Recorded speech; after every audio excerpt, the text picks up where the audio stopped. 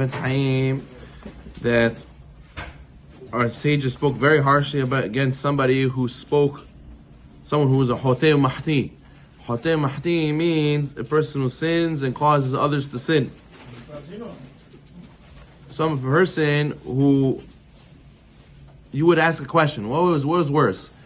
If someone would stab someone else, or someone would make that other person lose their Olam Haba? Take away somebody's life, or take away somebody's Olam Haba? So taking someone's life is a very big sin, it's murder. But that's just Olam Hazeh. He still has Chelek Olam Haba. If a person is a sinner and he makes other people sin, so he's making the other person lose his Olam Haba. So it's worse. It's for eternity. So therefore, he says, just like we have an obligation to go out of our way to make sure to return our friend's lost object, so we see that we have to care for somebody else's property. How much more so we have to be careful to not to take away and not to ruin somebody else's neshama, his spirituality. If we're commanded in taking care of our friend's property, how much more so we have to take care of our friend's spirituality. And therefore we have to make sure not to, Chas v'Shalom, make it lose his Olam Haba or damage him spiritually. And what's a major way you could damage somebody else spiritually? Is if you speak Lashon Hara to them. Okay, if a person, he gave up on himself, Chas v'Shalom, and he didn't care to speak Lashon Hara himself, but how can you go and damage somebody else? When you speak Lashon Hara, you have to speak to somebody else in order to do it. So not just did you hurt yourself, you're hijacking the other person, and you're making him to do a sin. And therefore what? He has an obligation now, you put him in a test, he has the obligation now to not mekabel, not accept your Lashon Hara, and to tell you, hey, don't speak Lashon Hara, stop. So you see that what?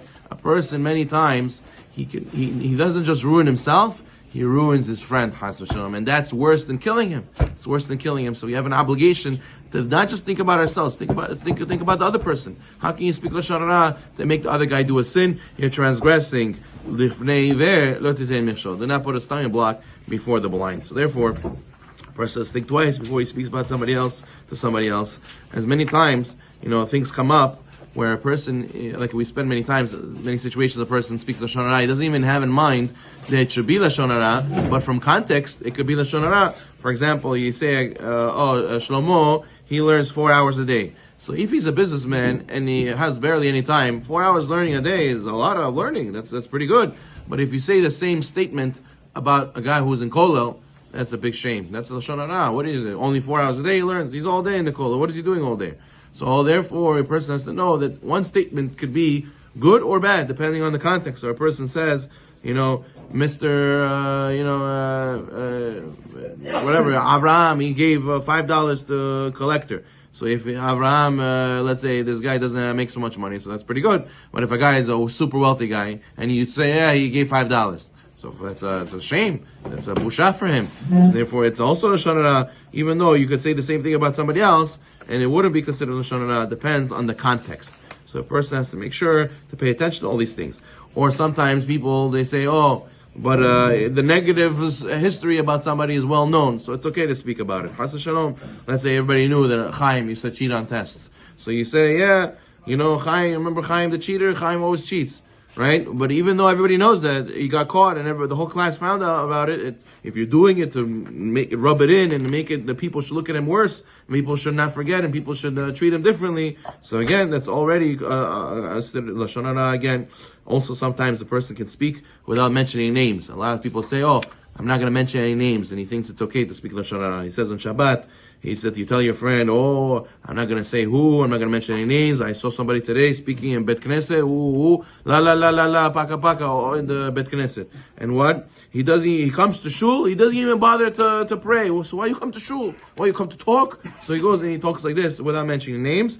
Even if your friend won't figure out what you're speaking about, who you're speaking about, it's not a good trait. It's not a good trait to speak about somebody else.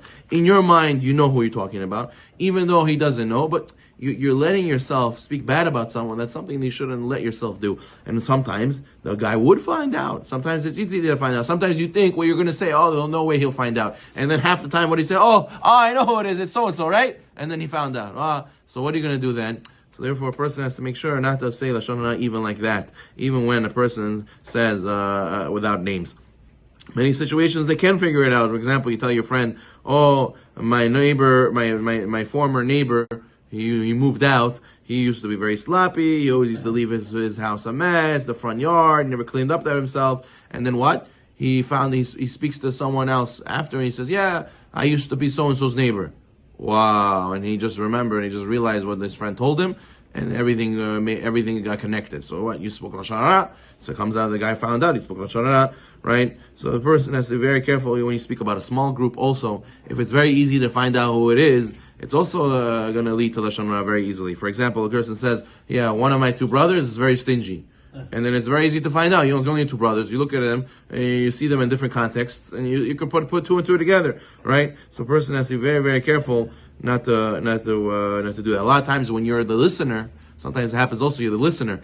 A guy comes to you, a person comes to you and says, "Listen, I led my pump to the neighbor, and they never returned it." And you say, "Yeah, that's disgusting. What kind of behavior is that?" Even though you don't know who it is, the guy who told you knows who it is. And when you say that's disgusting, in his mind, you're speaking about that guy. So you're speaking lashon hara according to him. In his mind, you're speaking lashon hara. So therefore, you see that even if you don't mention names, it's still going to be many, many situations where it leads straight up to lashon hara. So a person has to be very, very, very careful. So he says, the Chafetz Chaim says that when he was trying to sell his book, he wrote the Sefer Chafetz Chaim, the laws of lashon hara. So he said, a certain rabbi told him, it's a little bit interesting story. He said, "You see, Rabbi, for you it's not a big deal to not talk lashon hara. Very easy for you to write such a sefer.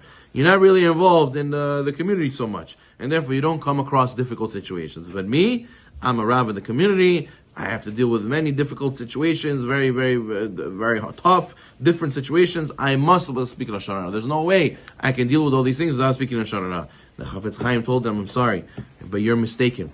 Every situation I spoke about in my books, Chafetz Chaim, that you could learn every situation what the right thing to do is. Even in business, even in shidduchim, even when you're going to hire somebody, even when you want to give a review of a place you went to and you did business with, all these situations, even for constructive purposes, there's certain conditions you have to fulfill. You can't just say, "Oh, I can't do my job without speaking lashon hara. Oh, I always speak lashon hara. I can't without it." Doesn't make a difference. You have to learn the Sefer Chafetz Chaim. You have to see what the laws are in your situation, and that's what you have to do. That's what all halacha is. We have many different situations that come up in our life, and Shulchan Aruch tells us what to do in every single situation. So therefore, a person should not excuse himself just because he doesn't know or just because he thinks it's too hard. A person has to push himself to do the right thing. Everyone should be zocheh to learn the halachot and to not fall into the trap of thinking it's okay if I don't mention names. No, it's very dangerous as well. We should be zocheh to have a clean mouth. Baruch Adonai Olam. Amen.